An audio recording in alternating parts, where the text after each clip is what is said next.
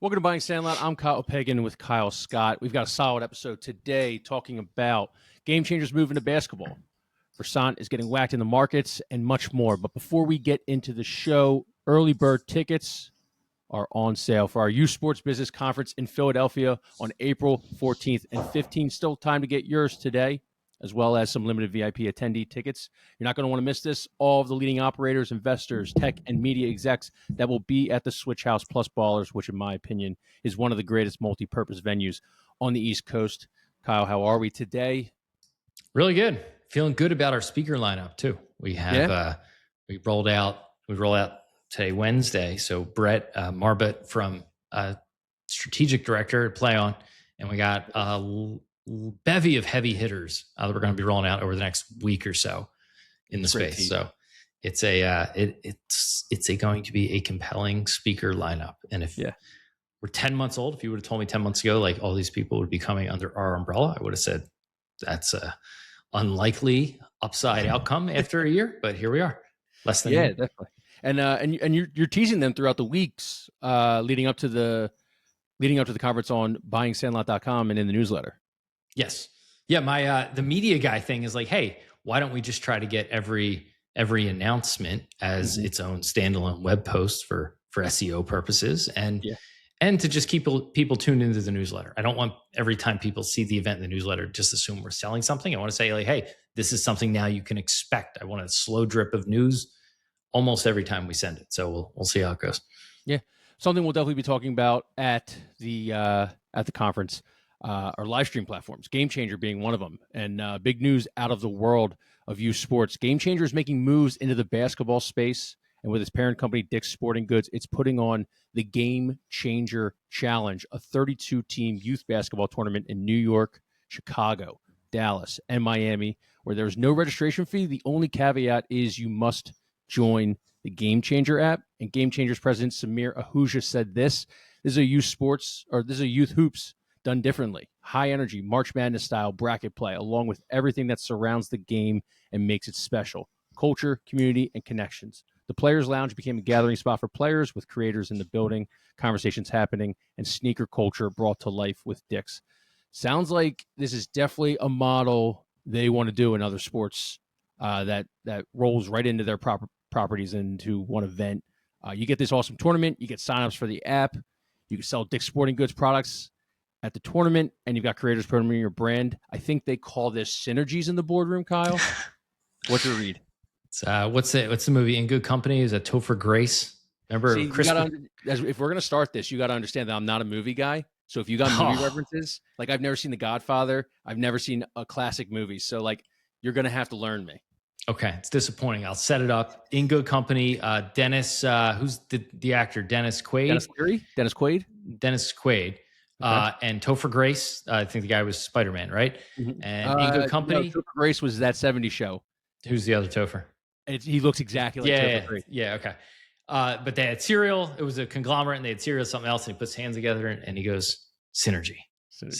And that's exactly what it is. I think there's a lot of experimentation here in a good way, not a flailing way, among lots of people and companies and platforms in youth sports, especially when it comes to this kind of media, culture, engagement, tech, and just how can we meld it all together.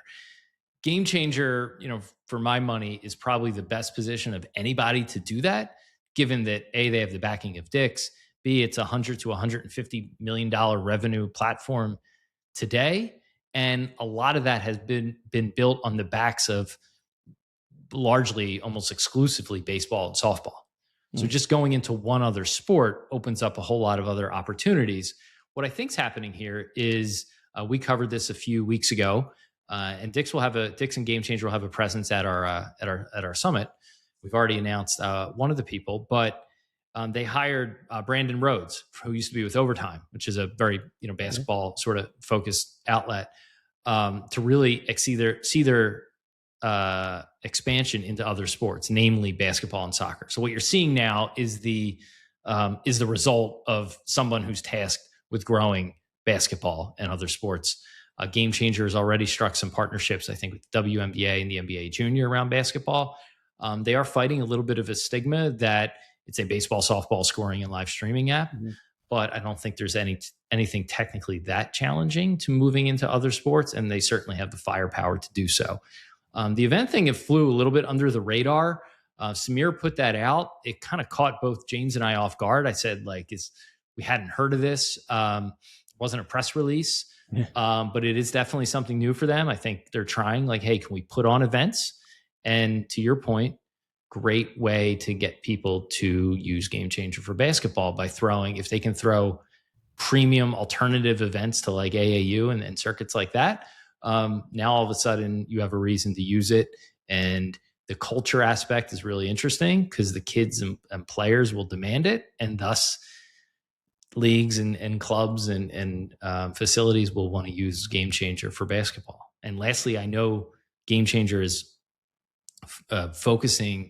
Dick's and Game Changer are focusing heavily on the culture aspect. They bought Foot Locker largely for its European presence, but a big part of Foot Locker is kind of they're pretty well steeped in basketball and hoops and streetwear culture. So it just feels like, again, synergies.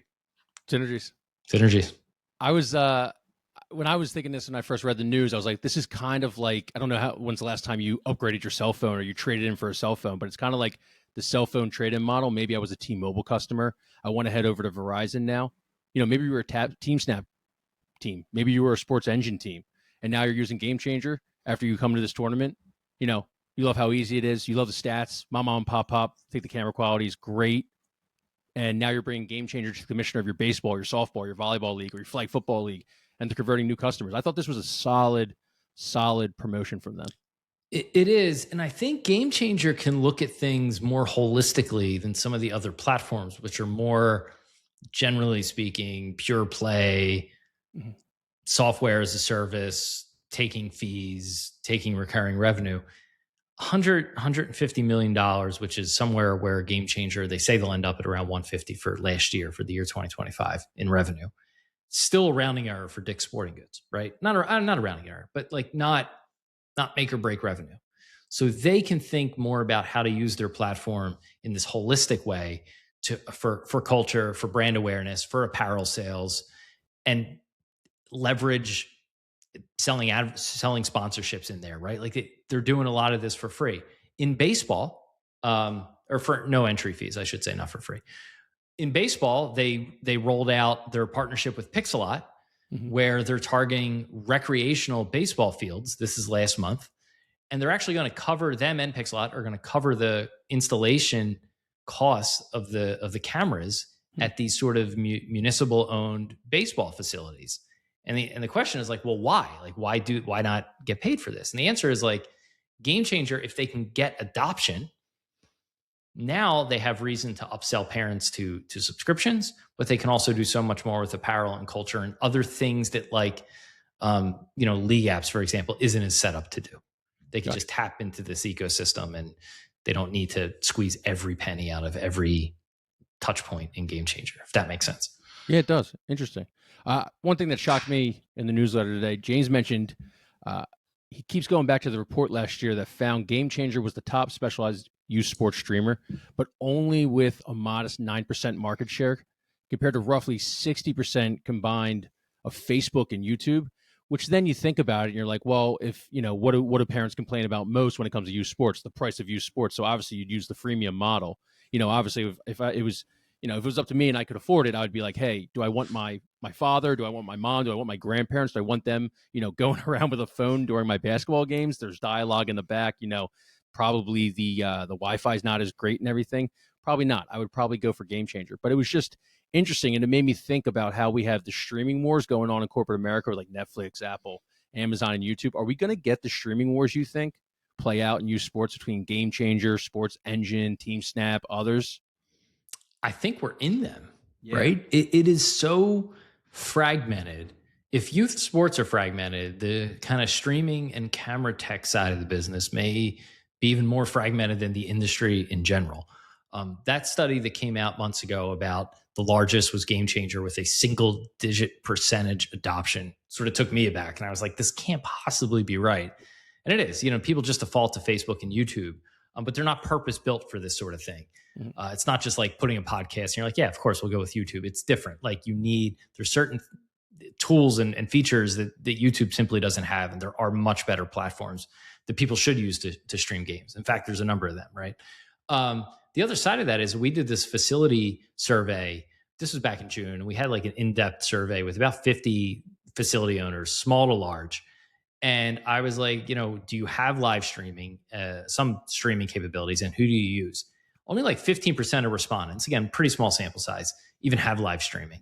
And of those, there wasn't a consensus platform that anybody used. So this is a very sort of established thing as to how fragmented it is. And, I think there's lots of different philosophies on it too. You have camera companies that are like, hey, we make the camera, we could just make the software and sell a subscription. Then you have kind of like the audience companies like a PlayOn, which owns Max Preps, and they have a partnership with Pixelot, and then they're able to leverage the number of mostly high school football fans they're able to reach through Max Preps and get everyone to watch the games. They have a deal with Pixelot. GameChanger's has struck a deal with Pixelot. So you have this weird, like, who has audience, who has the hardware, the cameras, and like, how do they meet in the middle? And there's no right business model here. TeamSnap is going with the parent-led iPhone model, which is stream your son's rec soccer game, and right in the app, a parent can just whip out the phone, and now everyone on the team can see it, all the way up to GameChanger is paying to install Pixelot cameras at baseball fields. Like, two totally different ways of going about it. So I would say there will be a lot of consolidation here, but the streaming wars are very real here. And again, GameChanger is really well positioned for this because they don't have to nickel and dime every level of it. The more people they can bring into their ecosystem, they have more ways to monetize those people than some of the pure play software platforms. Yeah, especially with a large brand like Dick's Sporting Goods that the consensus of people might not know about GameChanger, but the consensus of people know what Dick's Sporting Goods is. It's interesting. Do any of these and obviously I'm new to this industry, so I'm still learning. Are any of these guys, it all seems like it's geared towards the parents. It's geared towards the grandparents so that they can watch, little Johnny and little Billy and little Jesse play sports. Now, AI highlights, which I think that might have more of an interest to maybe your high school athletes, maybe your youth sports athletes, because then you just, you get an AI highlight of you, hitting a three, coming down and hitting a three, coming down, dunking on somebody. Bang, you upload that to Huddle, you upload that to another platform, and now you got a whole recruiting base here. Is anyone doing that off the top of your head? Yeah. So, I mean, it's funny because you would think, hey, yeah, it's the higher level athlete who needs this for college recruiting, for their sizzle reel, or just their high school kid, and they want a cool IG page, which is definitely part of it, right? But when you think about it, you're like, well, there's 1 or 2% of all athletes who are like have future prospects of college and certainly to a lesser extent pro, although the lines are blurred, right? But you have 97, 98% of kids who aren't on that path, but they still have parents and grandparents. So I think paradoxically, I've seen over the last 6 to 9 months is more of these companies leaning into the lower level in the stack, the 8-year-old rec soccer player, because there's a lot more of them out there than the 16-year-old competitive high school soccer player, as an example. So you're seeing, actually, it's the opposite, I think, where all of these companies are trying to determine how can we generate AI highlights for little Johnny on his 6U travel team or just his local rec team, because grandma wants to see it just the same. And there may be those tools that already exist in high school. You have some fixed camera installations. Huddles existed for a while and they're doing very well. But like, no one has really cracked the local version. And there's lots of different takes on that. And I think the reason it's not so much about quality, the cameras are good enough to see things well enough. It's about identification. A hour-long 6-year-old soccer game, unless your kid's on the team, is not compelling television. Yeah. But AI is getting pretty good at being able to pick out little Johnny's 3 highlights in the game, turn it into 60 seconds where you can hit the share button to grandmom and make it easy for her.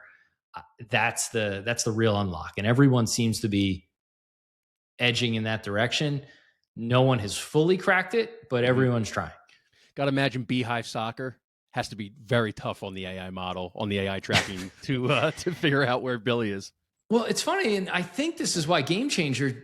I don't know if it's the reason, but I think a result of Game Changer partnering with Pixelot to do rec baseball fields, right? A lot of the tournament venues already have kind of like good camera setups or positions for people to set up cameras. But a lot of the rec fields, it was just dads hanging a camera on the back of the cage with the little Game Changer hood. But one of the results of them doing these fixed installs is the identification of players. It's not just a video quality for viewing purposes. Kids, their jerseys are dirty. They're untucked. Girls have long hair. Shadows are weird at these fields. They're not like pro stadiums where there's TV lighting, so everything's uniform. The better the camera, the better, more of a fighting chance AI has to identify a player and their numbers so you can get the correct clips, right? Mm-hmm. To your point, these young levels of soccer where kids are just moving together in packs, that is really hard for the parent on the sideline who's at eye level to detect any given player. So if you can get a higher vantage point, better quality, now the AI is good enough. It just needs the input to be like high quality enough. Interesting. One last thing on the Game Changer. What are they calling it? The Game Changer Challenge? The Game Changer Challenge? Yeah. Challenge, yeah. GCC. 5,000 cash prize for the champion. Doesn't hurt, huh? That I kind of glossed over that part as we were reading this morning, but I think this is the NBA Cup for youth sports. Yeah. The 12th guy on the bench, man. He's gonna the 12th kid on the bench is gonna get an Uber Black into college in lieu of the bus and probably buy his friends all Chick-fil-A for lunch. I think that might be my favorite part about this. Yeah, I mean, definitely the rabbit hole we can get into over time here is the youth NIL potentials, because it goes to an interesting and in some ways a terrible place, right? But remember the basketball tournament like 15 years ago? It was pretty novel. It still exists, but it was like crazy then. It was like, wow, it was a mercenary tournament with $1 million prize, mostly ex-college players. And at the time it felt like almost gross, right? And now it's like, if you look, college is basically TBT on steroids in lots of ways. And I've been saying this a million times, but you remove the floor, which is athletes getting paid to have NCAA eligibility. Now that that's ripped out, money doesn't just fall to the college level. It can fall down to theoretically 1-year-olds, right? There is nothing stopping any young kid from earning money from their likeness or from playing sports. And so if it's $5,000 prize, it's small in the grand scheme of things, but I'd have to read through the T's and C's here, but I don't think that would have existed 5 years ago, because you would have, little Johnny would have been ineligible if his team won the GCC, right? Can you imagine the NCAA coming down on little Johnny because he won $5,000 in a Game Changer tournament when he's 11 years old? His team won $5,000. Him and his parents saw $618 after tax, but he's unable to play at Duke. He's got to go play in Tel Aviv for a few years. It's funny because like in the next decade, next 15 years, my kid is going to be playing against some kid with 100,000 followers on Instagram or TikTok or whatever the platform is then. And it's just funny because when I used to play AAU ball, it was always like, holy hell, this guy's going to Syracuse or this guy's going to Duke, or like, now it's like, this guy's got 50,000 followers. This girl's got 100,000 followers. Like that's kind of going to take over while you're on the sidelines. But yeah, I'll point people. We had Brent Wall, and speaking at our event. I didn't announce him, so we're announcing that here. But he runs. Oh God, I should know this offhand. It'll come to me in a sec. But he runs the youth. He runs a college NIL platform, nice. And they're very much kind of getting into youth. And we talked about this a lot. And like their algorithm goes out and looks at what brands are showing up in athlete social media accounts, right? And what is the response and the engagement on those posts? So now there's actionable data for athletes, for colleges, and for brands as to which types of players and which players have high engaged audiences, and then what sorts of sponsorships and messages seem to resonate. And it's largely college focused. Student Athlete Score is the name, by the way. it's largely college focused now, but he's like, we're starting to see it with high school kids have all these followers. And James just touched on, I don't have her name handy, the flag football player who got signed by Unrivaled and is going to play in the Olympics. And James's view here will be one of the faces of the Olympics, which I wouldn't be surprised about. Yeah. Her name is Ashley Clam, I want to say. All right, let's move over. Let's move over to something that I know a lot of people are watching. I know Wall Street's watching this one. SportsEngine. SportsEngine. The parent company is obviously Versant. Wall Street hasn't been too kind to Versant over the last couple of days. I think they're trading 20% lower than they were when they opened on Monday, which makes perfect sense when Comcast basically packages a bunch of companies it doesn't want anymore and spins it off into a separate company. But SportsEngine might be an easy win for the company if they can sell it for the alleged 400 to 500 million it's valued at. The company claims to serve over 45,000 organizations, 1.3 million teams, and 16 million youth sports athletes, and was valued at 133 million in 2014, 2 years before it was acquired. What's your read on this? What's your read on SportsEngine? Because I feel like we're not done talking about it for a little bit. No, we're not.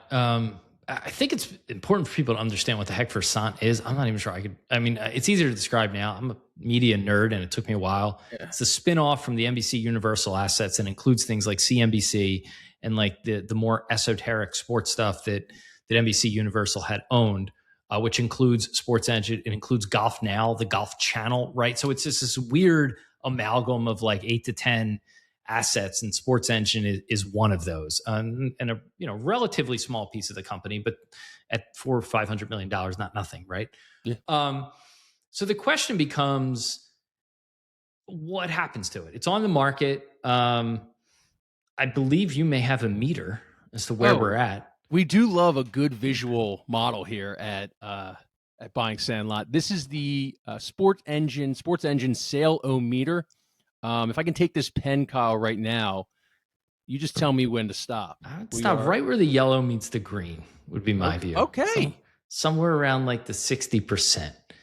Now, I guess everything is true in time, right? So we should, if this were like a Kalshi market, we'd have like a 6-month expiration on this, or a 12-month expiration by the end of the year. I just don't think it makes sense. SportsEngine has huge adoption, right? They're daily active users. I don't have the number handy, but like depending on how you slice the data, some could claim that it is the largest kind of like youth sports tech platform. Mm-hmm. GameChanger, I think, has them beaten revenue. Overall, families who access SportsEngine may be larger. TeamSnap may have an argument there. It really depends on how you slice the number. The point is, they're big. There's lots of places use SportsEngine and families are on it. But all their competition is very much focused solely on the mission of serving their specific area of youth sports constituents, right? TeamSnap is owned by private equity. This is what TeamSnap does, right? Pete, the CEO of TeamSnap, wakes up every day thinking about how to make TeamSnap great, right? Brian and Jeff at League Apps wake up every day. They're owned largely by private equity too, but like how to make League Apps better. And they kind of work with the larger facilities and clubs and things like that. Certainly, GameChanger, a little bit different. We already talked about. Then you have purpose-built entities like Fast Break that just raised $40 million. They're thinking about how do you make your sports tech platform better. And they're all addressing slightly different customers and needs.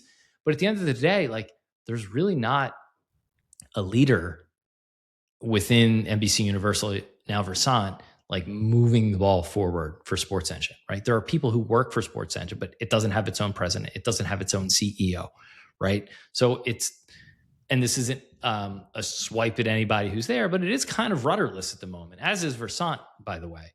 So I just don't think the platform can continue to compete under the Versant umbrella when you have all of these competitors who are well-funded and they are purpose-built to make youth sports tech better. They can barely compete in cable. The stock price being down 20% shows that even the assets that it makes sense for them to own, they're kind of like these like legacy businesses. So I just don't see it making sense. And I think for that reason alone, it needs to get sold to somebody who, A, can provide some leadership, right, and move the ball forward, and B, like may just be able to make better use of their existing customers. Do you have anybody in mind? I have a couple. I don't think I'm probably not well armed to like speculate on it. James may have a few. Is it a strategic investor? Is it private equity? I'm not sure. I know for a fact there's some people in our audience who may or may not be listening to this who probably have a better view. So we could try to pull some strings and get them on. I know we should try. We should try. There's definitely a few people who would have an interest in talk or a stake in the outcome. Put it that way. Definitely. So yeah, I don't want to speculate there, but on the flip side, the CEO of Versant was on CNBC, which Versant owns, on the first day earlier this week, and he talked about, he's like, hey, we're not trying to become a media conglomerate. We actually think our strength is going deep within verticals, and those two verticals are predominantly news and sports. And if James has written this a few times, if you look at Golf Now and the Golf Channel, they've done some things in partnership, and there's a lot of potential synergies there, right? Synergies.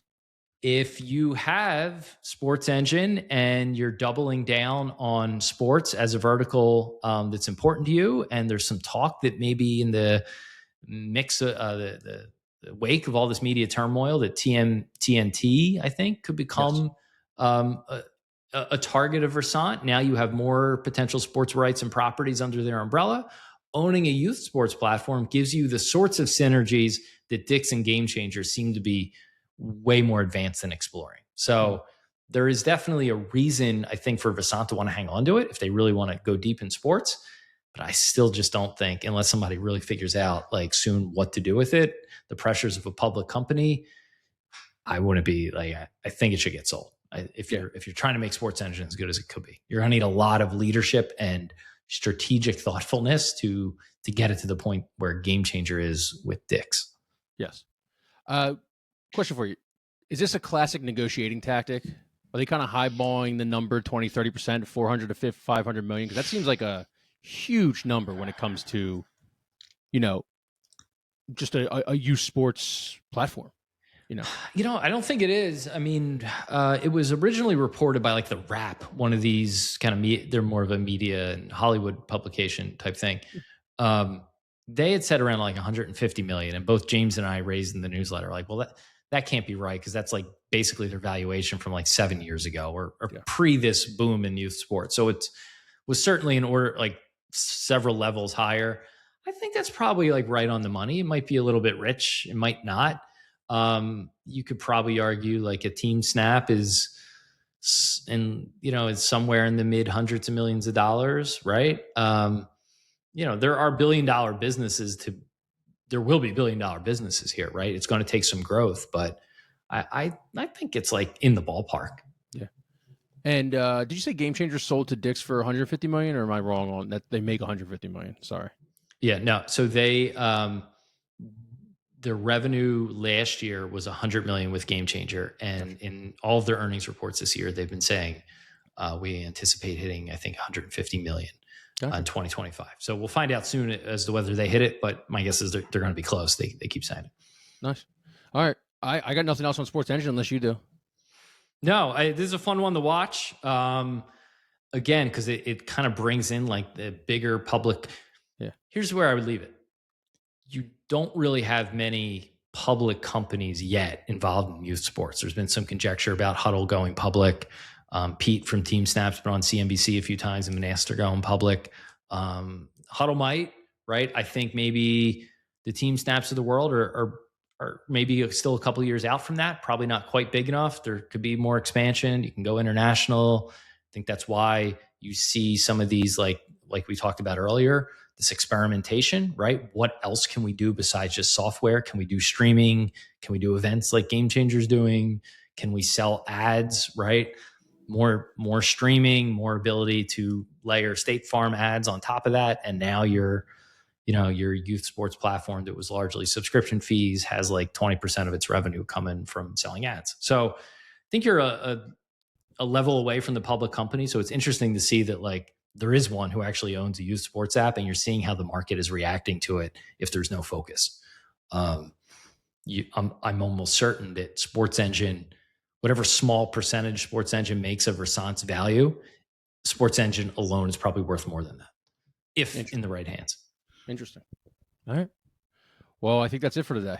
It's a solid 30 minutes out of us. That was a good one. We're learning. We're getting going. Well, I'm learning. You've been in this for 10 months.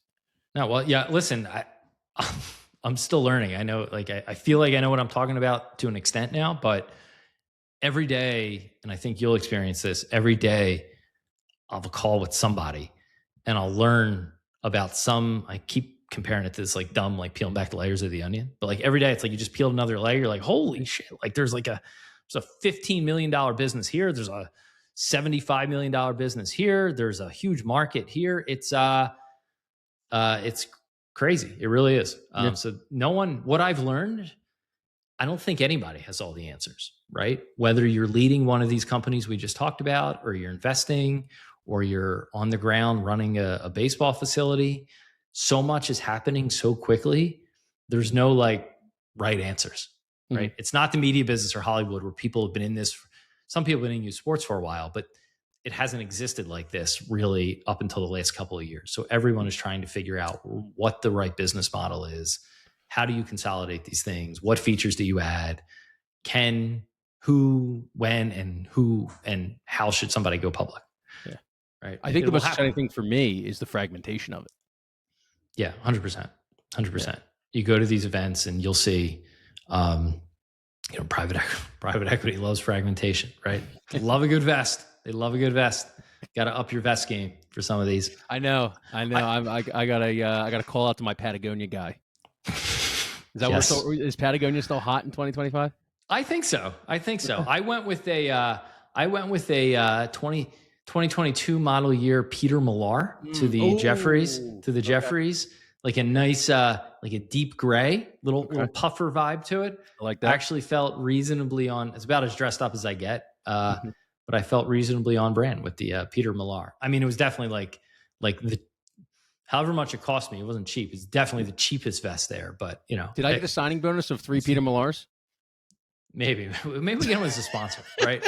Listen, I got to go to them and be like, hey, we got 1,500 private equity folks and investors here. Like, can we get a Peter Millar sponsorship? And they'll logo stuff. We need to get. I got the Nike. I can feel the wheels turning right now. I can feel the wheels the branded turning. Bills hats. We got the Nike shirts. We may need some Peter Millar vests for the conference. Yeah. We've come a long way from Eagle Sports merch, baby. Yeah, man. Yeah, no, let's get a good orange. We'll do because orange is our event color. We could do we could do a power orange for the event. We could be there. It could only be insiders walking around in the power orange custom Peter Millars. Yeah, you can go power orange. I'll go light baby blue, and we'll just be Dumb and Dumber. We'll be Lloyd and see, it comes all back. I've seen some movies. Movies. It all comes back. But Time's awesome. Flat circle. Hey, subscribe to the podcast. Subscribe to the YouTube. Follow us all on social. Go to buyingsandlot.com if you want to get some of these stories in the newsletter that we talk about here. And like I said in the beginning, go get your tickets to the Youth Sports Business Conference in Philadelphia on April 14th and 15th because they are moving. And we'll see you then. We'll see you next time.